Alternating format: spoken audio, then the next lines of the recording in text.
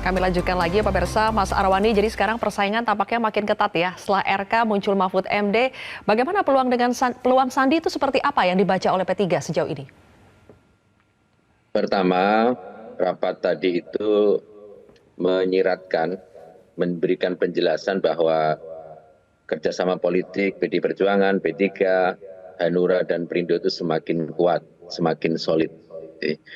Sehingga semua partai akan mengikuti tahapan, termasuk juga mengikuti tahapan pengusulan atau pembahasan, dan pada akhirnya nanti memutuskan siapa cawapres dari Pak Ganjar. Jadi kami lebih pada mendiskusikan strategi dan juga ya sedikit kriteria untuk bagaimana agar menang, termasuk salah satunya adalah cawapres yang akan mendampingi Pak Ganjar. Bagi kami tidak ada kurang lebih atau posisi peluang tebal tipis atau enggak, tetapi posisinya adalah kami bersama-sama dengan PDI Perjuangan, Hanura, dan Perindo ini akan mengikuti tahapan-tahapan itu sampai pada kita mendaftarkan capres-cawapres ke KPU, dan akhirnya kita juga mengikuti memenangkan kontestasi ini di Februari nanti. Kalau jadi nanti masa pendaftaran capres-cawapres itu dimajukan, itu kan berarti kurang dari sebulan lagi sebetulnya masa pendaftaran akan dibuka. Sekarang tahapannya memang sudah sampai mana, Mas Arwani, untuk memutuskan siapa nama bacawapres Ganjar? Iya, tentu para pimpinan, Ibu Megawati dan para ketua umum serta para seluruh jajaran pendukung Pak Ganjar tentu akan memutuskan ataupun juga mencari jawaban terhadap itu ya. Kita juga akan memperhatikan tahapan-tahapan yang diberikan oleh KPU, sehingga tidak ada yang perlu dikhawatirkan. Kita pada saatnya nanti juga akan memutuskan, dan insya Allah semua ya akan siap untuk memenangkan pasangan capres-cawapres nantinya. Ini yang tidak perlu dijadikan kekhawatiran oleh publik. Bagaimana nanti P3 kalau capresnya ya misalnya ada nama-nama lain. Saya kira itu bagian dari nanti kita akan memutuskan menjadi lebih baik lagi. Jadi kami tidak merasa misalnya ada nama ini, ada nama baru dan sebagainya itu menjadi satu penghalang bagi kami. Tapi justru kami merasa itu nanti yang akan diputuskan itu pasti akan lebih baik lagi karena ada saringan, ya ada saringannya, ada seleksinya dan lain sebagainya. Dan kami juga optimis Pak Sandi ini sudah pengalaman jadi cawapres, ya, jadi tentu. Oke. Jadi kalau kita lihat ya, Mas Arwani audionya mati, tapi kita lanjut dulu ya, Mas Toto. Sekarang kan kalau dilihat-lihat banyak yang mengatakan bahwa bacawapres ini harus bisa membantu untuk mendulang suara di basis-basis atau di lumbung suara. Yaitu kalau berdasarkan DPT itu kan pemilih paling banyak di Jawa Barat, Jawa Timur, kemudian Jawa Tengah. Nah, di antara ketiga nama yang mengerucut di PDI Perjuangan tersebut, siapa sih yang paling bisa mendulang suara membantu pemenangan terutama di Jawa Barat dan Jawa Timur?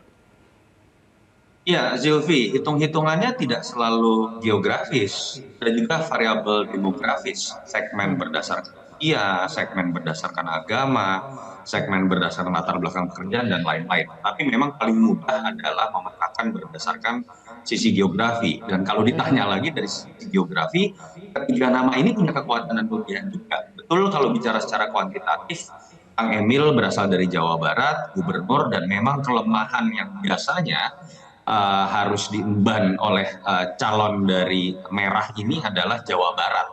Pak Jokowi 2 kali tidak pernah menang. Sehingga diasumsikan Ridwan Kamil bisa menutupi kelemahan di Jawa Barat. Tapi juga ketika bicara Mas Sandiaga Uno, ada variabel geografis yang juga bisa jadi kekuatan.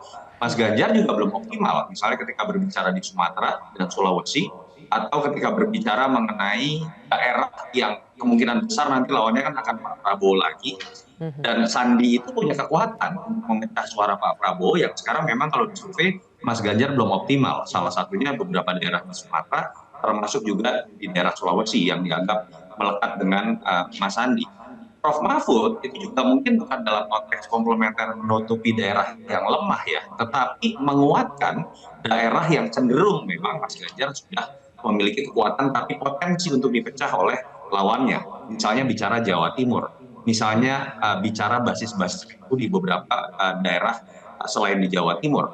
Prof Mahfud saya pikir juga punya kelebihan di situ. Jadi balik lagi, 3 nama ini makanya selalu masuk dalam 3 besar dalam survei beberapa bulan terakhir, dan ketika dipasangkan dengan Mas Ganjar pun dalam simulasi pasangan, ketiganya ternyata bisa menjadi variabel komplementer. Artinya apa? Menurut saya paling penting sekarang saat ini adalah ketika ketiga-tiganya punya modal elektoral, serahkan kepada Mas Ganjar dalam konteks bicara narasi ke depan, dalam konteks bicara kenyamanan dalam governing dan campaigning, Capres ini paling nyaman dengan siapa? Itu yang menurut saya paling penting dalam melihat ketiga nama yang dianggap punya modal elektoral berimbang. Oke, ditanyakan kepada baca presnya ya, sebetulnya paling nyaman dengan siapa. Tapi Mas Bimo, mungkin Mas Bimo nanti... tahu bocorannya sebagai temannya Mas Ganjar. Gitu. Gini, kalau di PDI Perjuangan kan yang kita tahu, nama Bu Mega itu selalu menjadi sosok sentral untuk memutuskan siapa nantinya menjadi bacawa presnya Ganjar. Jadi nanti keputusannya apakah benar-benar hanya di tangan Bu Mega atau ini betul-betul akan musyawarah mufakat dengan semua partai pendukung Ganjar, Mas Bimo? Sudah disampaikan beberapa kali setiap habis pertemuan dengan partai-partai pengusung,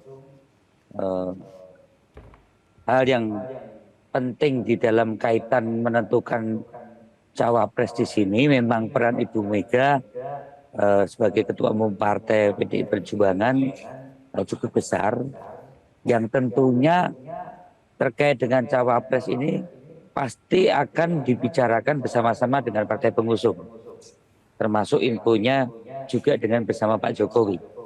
Ini jelas karena beberapa kali pilpres, baik sejak Pak Jokowi dengan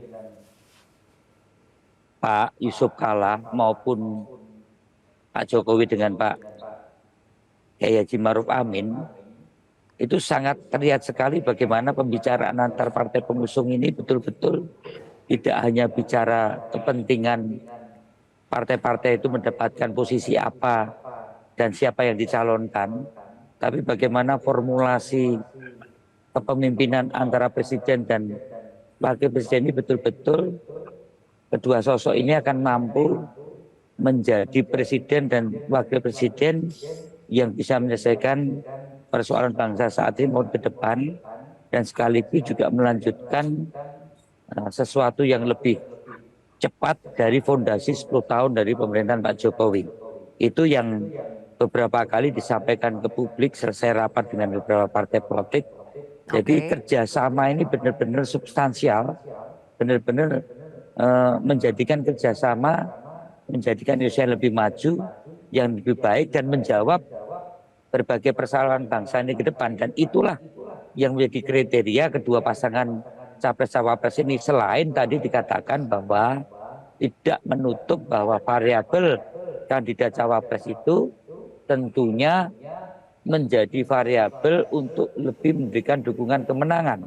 Ya, walaupun tidak satu-satunya parameter politik, elektabilitas maupun basis masa pendukung ini tidak bisa lepas dari hal-hal yang menyangkut tadi bagaimana seseorang itu mempunyai kapasitas, intelektualitas, konsistensi, juga representatif dari hal yang menyangkut personalitasnya. Saya kira itu.